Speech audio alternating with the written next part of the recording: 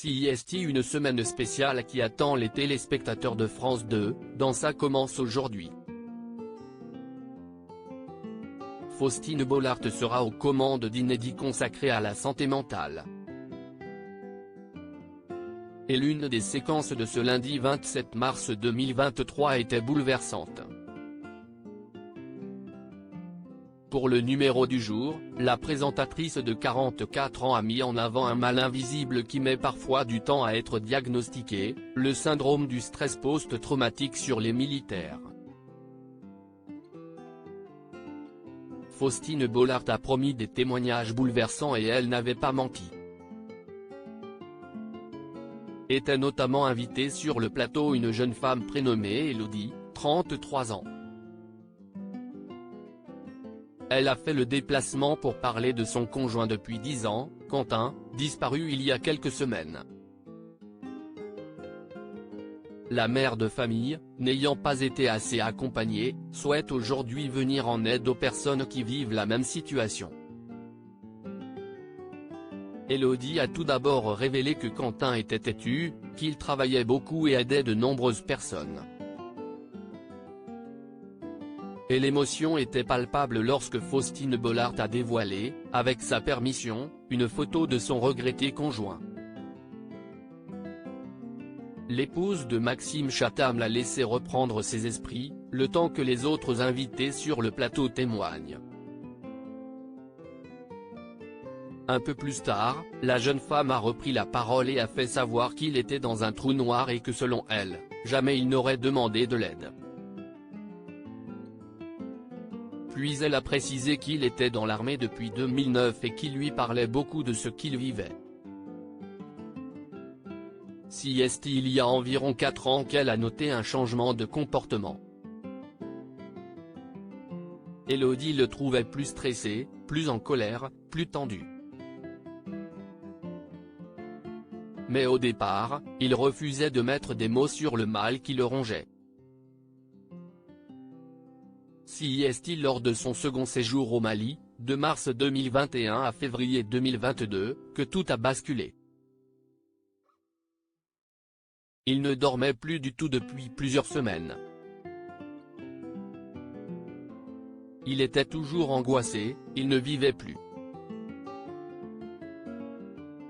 Il ne mangeait plus trop non plus, a-t-elle précisé.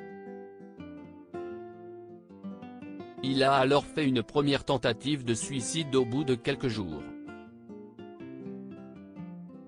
Il a donc passé une nuit dans un CHU, en psychiatrie, et a été en arrêt durant 1 mois, sous traitement. Ça assomme, ce n'est plus les mêmes. On a plus de vie, ce n'est pas lui.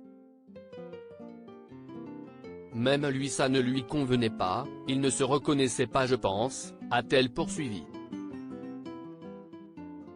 Je ne sais pas comment conclure. Moi, Elodie a également expliqué que Quentin était allé voir la psychologue de l'armée ainsi que le médecin militaire. Le syndrome post-traumatique a été évoqué et on leur a expliqué que d'autres le vivaient. Mais il n'y a pas eu de suivi derrière. Elle lui a donc conseillé d'aller voir une psy spécialisée dans le DMR, chose qu'il a faite. Malheureusement, il ne s'est pas rendu à sa deuxième séance et est décédé peu après. Il a mis fin à ses jours sur son lieu de travail. Depuis, je suis sur off et j'avance, a-t-elle déclaré, très émue. En larmes, elle a avoué qu'elle se sentait coupable de ne pas avoir réussi à l'aider. Et elle regrette de ne pas avoir pu l'appeler avant qu'il ne commette l'irréparable, alors qu'il le lui avait demandé. Très vite, Faustine Bollaert s'est levée pour l'enlacer, alors qu'elle pleurait.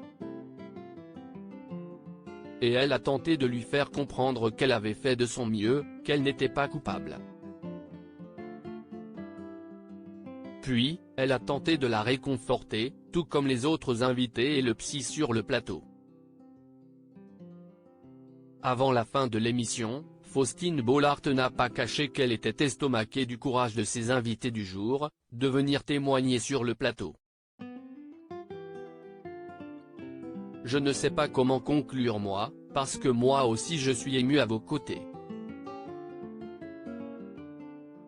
Je vais vous souhaiter une belle après-midi et vous remercier. Car vous aussi vous participez à faire passer ces messages, a-t-elle conclu. On a ensuite pu découvrir des images de la belle brune en train, d'une fois de plus, serrer Élodie dans les bras et même déposer un baiser sur sa tête tout en tentant de sécher ses larmes.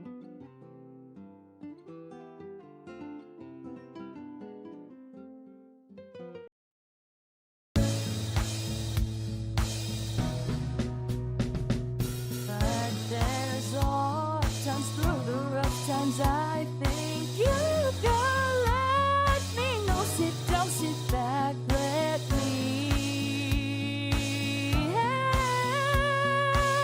you out. A step I gotta seek, so I see you out there on your own, but